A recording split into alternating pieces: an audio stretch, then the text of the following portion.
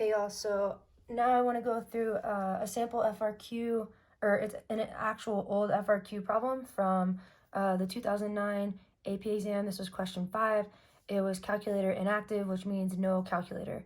Okay, so this is a data table style FRQ. So what that means is you are given a table with some data in it, and then you're asked questions either about that table or somewhat related to that table. Okay, so let's start. The first thing we'll do is like look at our table. It's giving us f, so that's good to know. And now let's read.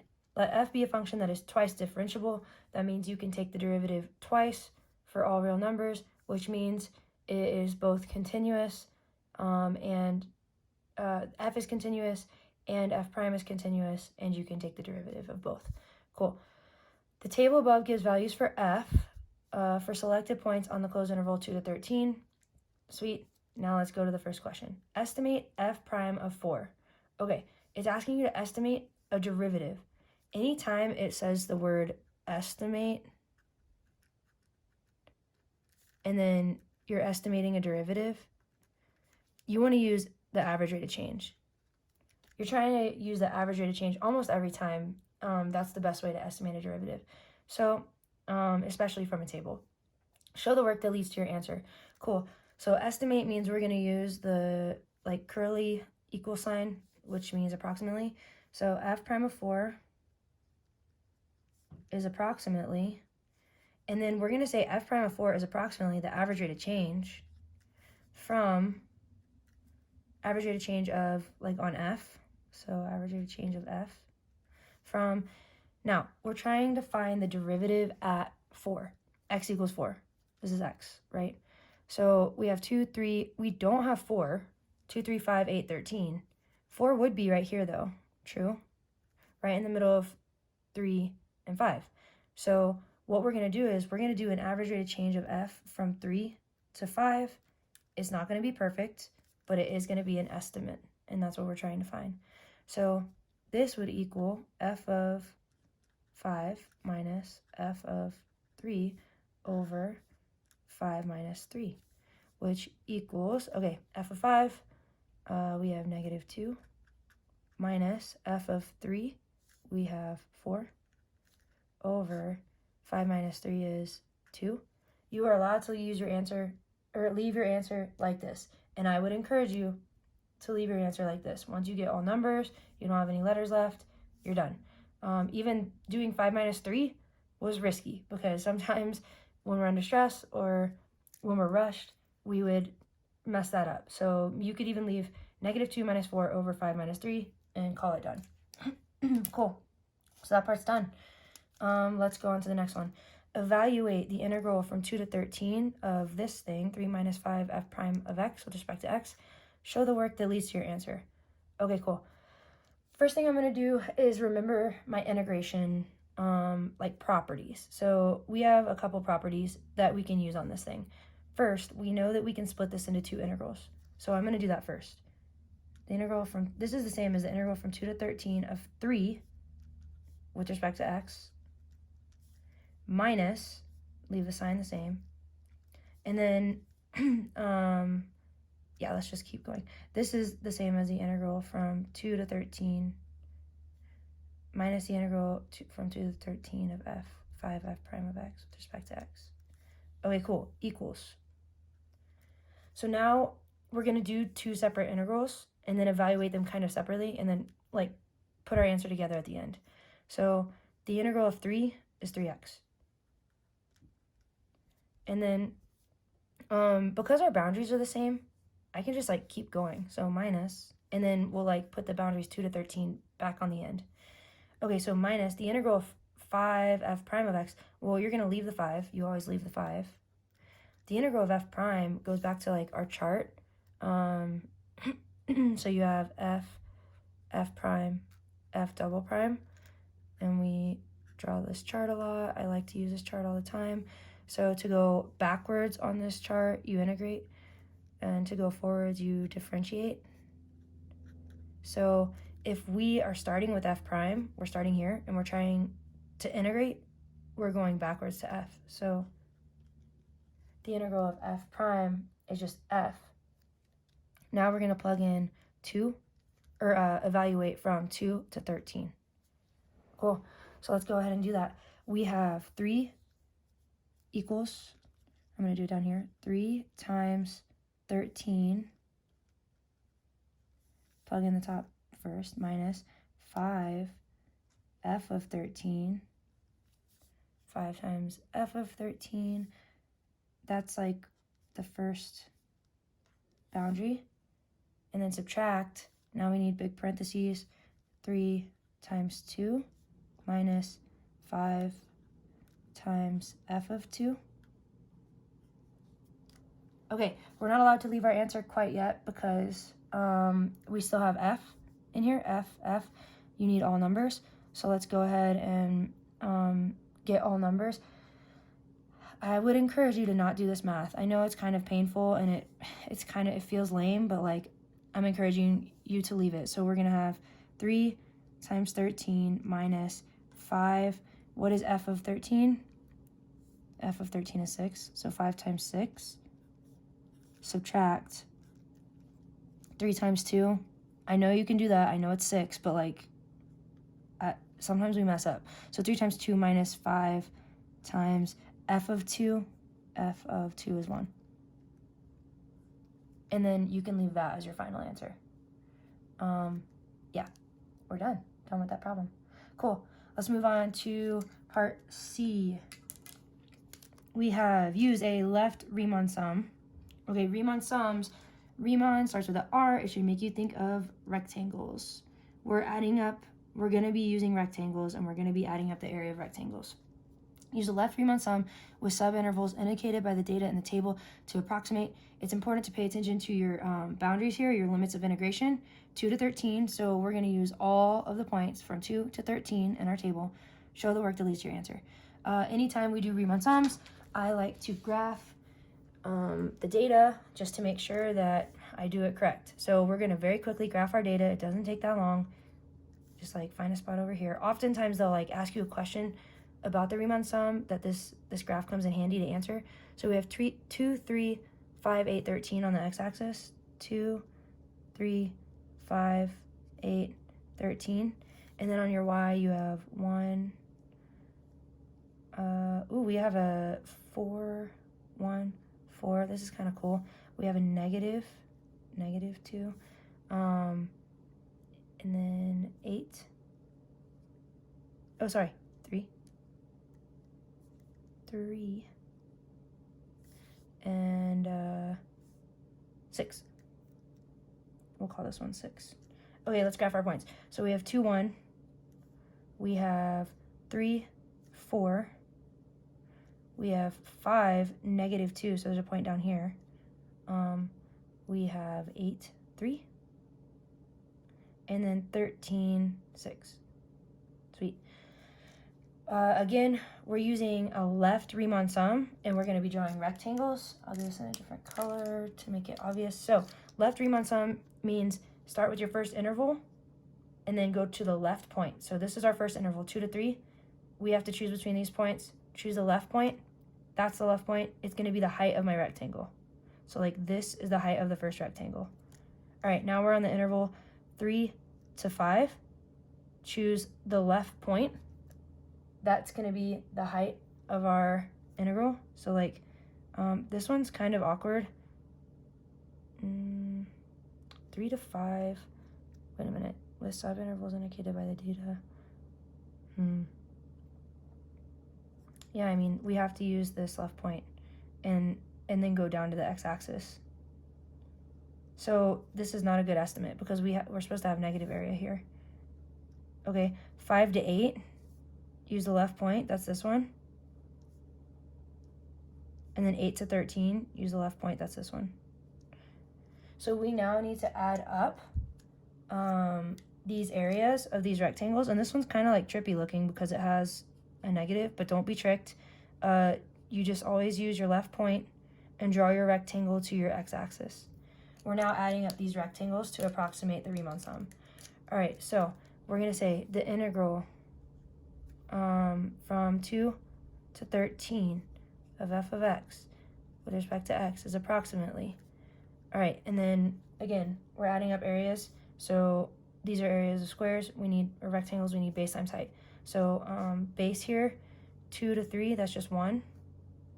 And then height is 1. So we have 1 times 1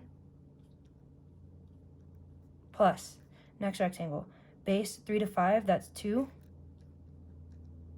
times height is 4, so we need 2 times 4, plus base right here, 5 to 8 is 3, times, now our height is negative 2, plus 8 to 13, that's 5, times height is, that's base of 5 times height is 3. So 5 times 3.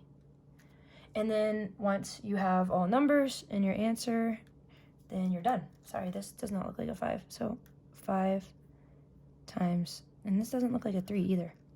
5 times 3. Let me try that again. Okay, there we go. We're done with that part. It just says show the work that leads to your answer. Done. Sweet.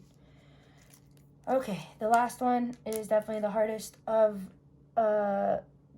these problems.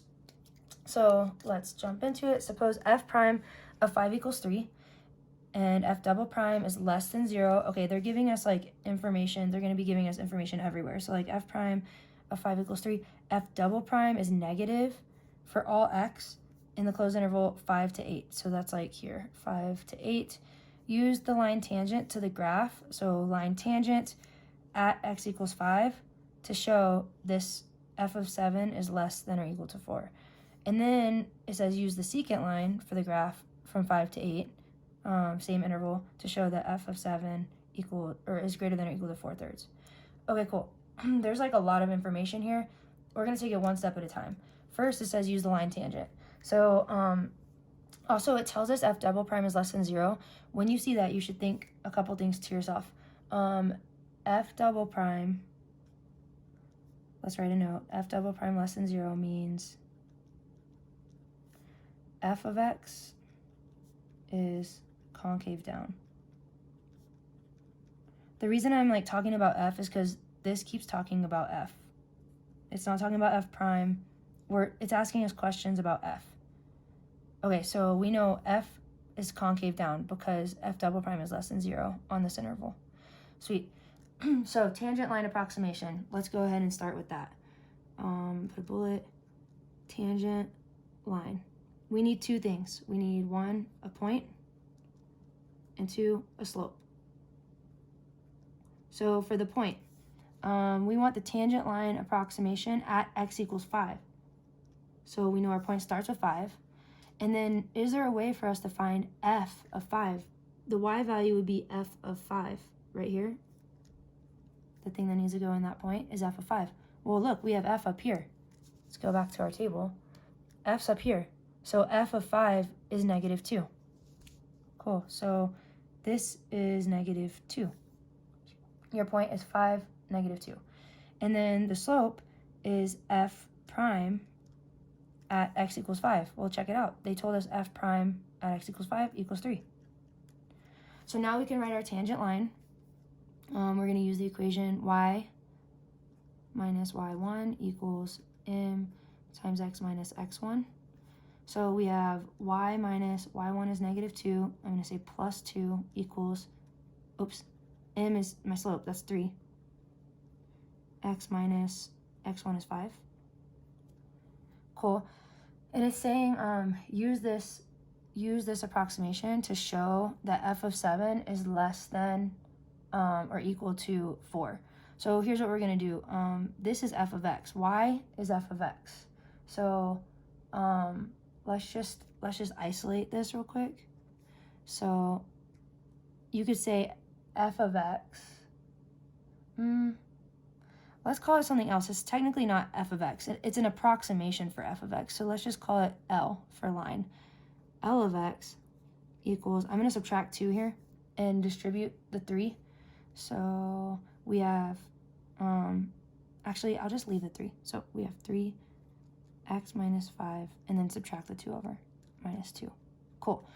This is like the tangent line. We're going to use it to approximate the value of f at x equals 7. So let's find L of 7. 7 minus 5 is 2, and then 3 times 2 is 6. 6 minus 2 is 4. So it's approximately, the f of 7 is approximately 4 according to the tangent line.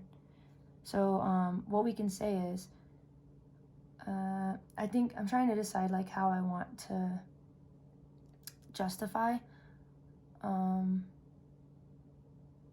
of 7 equals 4. So we could say, so f of 7 is approximately 4 based on this tangent line. And then if we like were to draw a picture of f of x, so f, remember f is concave down. So I'm gonna draw f really quick. This is f. And the tangent line is sitting, this is f from 5 to 8. So like we found the tangent line at 4, so that would be kind of like over here if we went from 5 to 8. Oh, sorry, we found it at 5. It doesn't matter. I'm just trying to like draw kind of what we did. So the tangent line approximation, it sits above the function f, right? Always, it's gonna be on top of. So we'll say since f is concave down, tangent line is overestimate.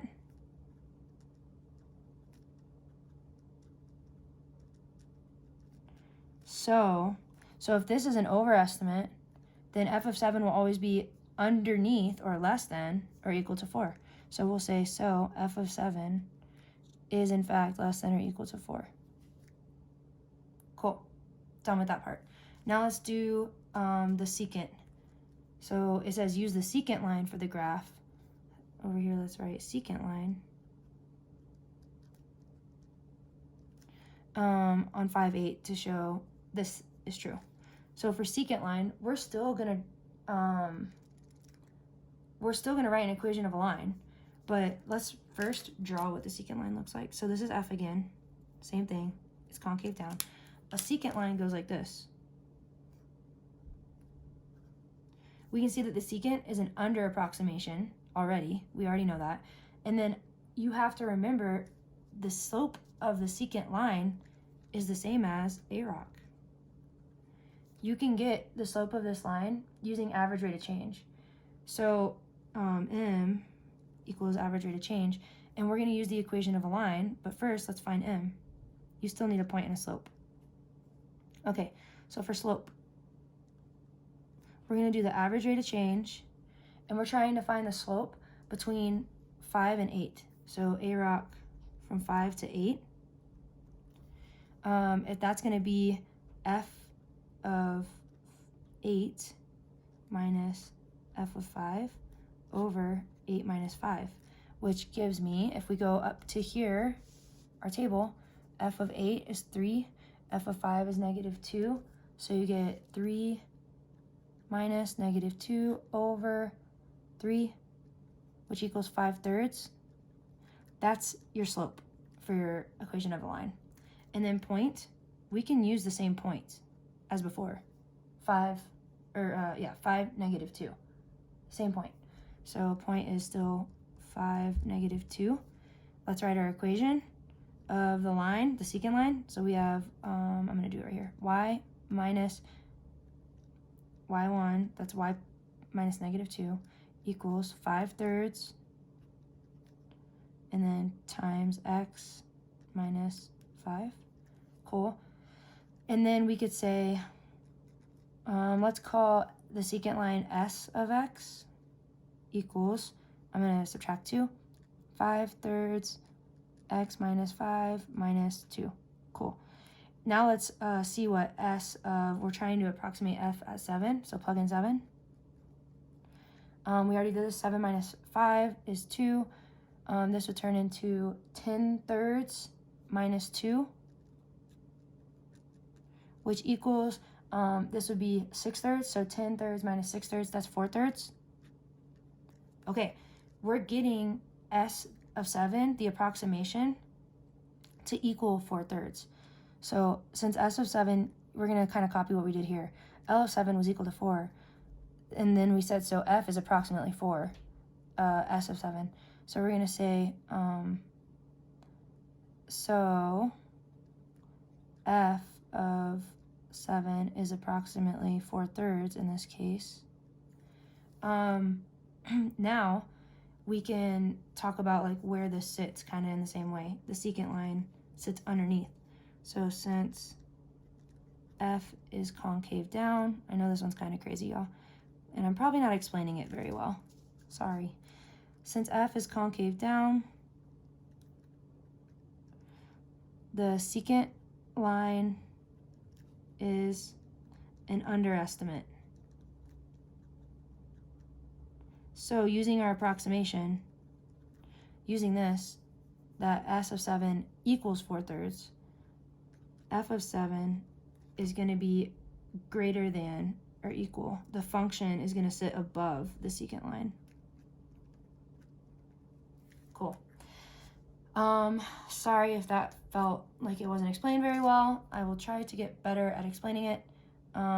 You can Google this and find the answer key. So you can find this online. If you Google 2009 AP Calc AB exam question 5, you will be able to find the answer key yourself and see how points are distributed for this problem. All right, bye y'all.